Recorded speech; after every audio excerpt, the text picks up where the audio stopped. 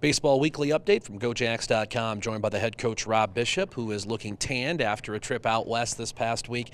But three wild games out at Pacific, three one-run games, all nail-biters, and unfortunately for the Jacks, they come up with a couple of walk-offs to take 2 out of 3. What were your overall thoughts on the weekend? Well, I thought overall, I really thought we competed well defensively and offensively. We played really pretty clean on defense. Pretty much, I think we had maybe one ball that we misplayed a little bit in 3 games. Pretty good.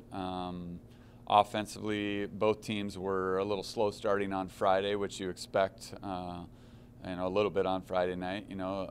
Both the starters did a really good job. Both bullpens were really good on Friday. So tight game, and we came out with a big win just to kind of boost our confidence a little bit. And then the next 2 days, I actually thought we were really good offensively on Saturday and Sunday.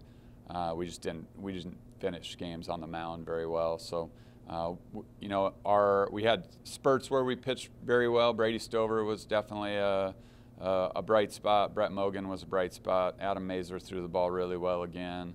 Eli Sundquist, true freshman, came out, threw the ball pretty well. So we saw some good things from that perspective, but then we had a few outings that we just weren't very good, and we gave up some big innings, and that really ended up costing us. You mentioned Mogan. I'd like to highlight him. 3 appearances so far on the year, 9 2/3 innings, a sub-1 ERA. Made a big jump last year, and that certainly has continued through the first 2 weeks of 2020. Yeah, Brett is just he's pitching with a lot of confidence right now, and he pitches to the strike zone to try to get the baseball in play, and he's really aggressive, has a great mentality.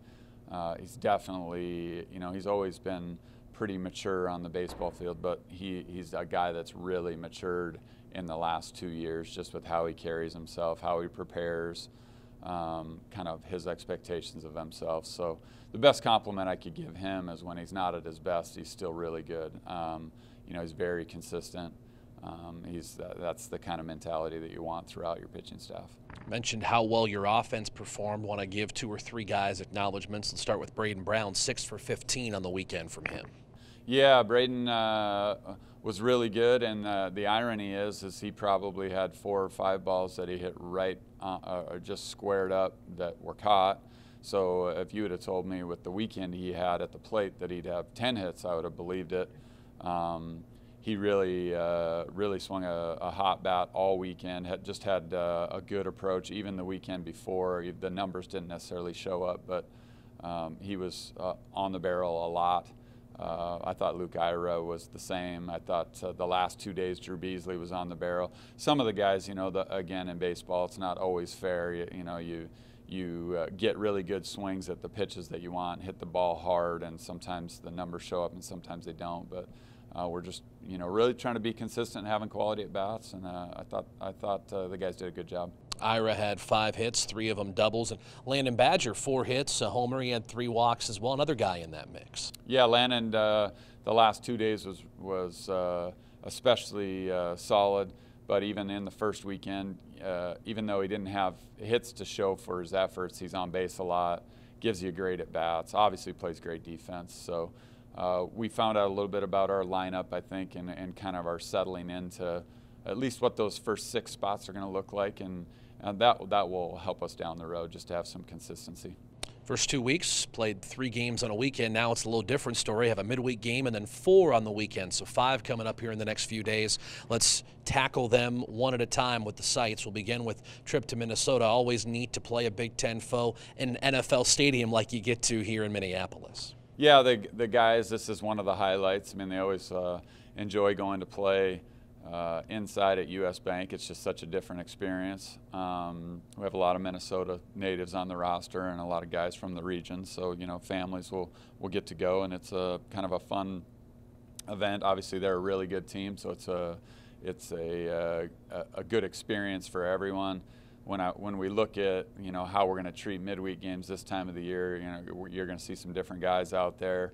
We're already at the point where if guys are playing 3 games a weekend, you start to get some bumps and bruises. So gives us a chance to rest some guys and get some freshmen or some young guys or guys that haven't been playing as much kind of out on the field, and just kind of accomplish our goal going into the preseason of knowing who we are. Then you have 4 back in Texas, this time UTRGV, the opposition. So a 4-game series down there against another good opponent. Yeah, they're a up and coming program for sure. They were at or near the top of the WAC last year.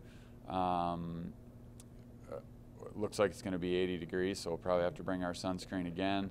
4 games is always difficult on a short stretch when you look at pitching staff, but the upside again is you should get to see our entire roster, and so really that the whole first 16, 17 games that we scheduled, that is one of our main objectives, is just to make sure that the position guys, that we're getting all those guys out there, so we really know what we have, whether they're a guy coming off the bench or a matchup guy, or whether they're going to end up being a starter.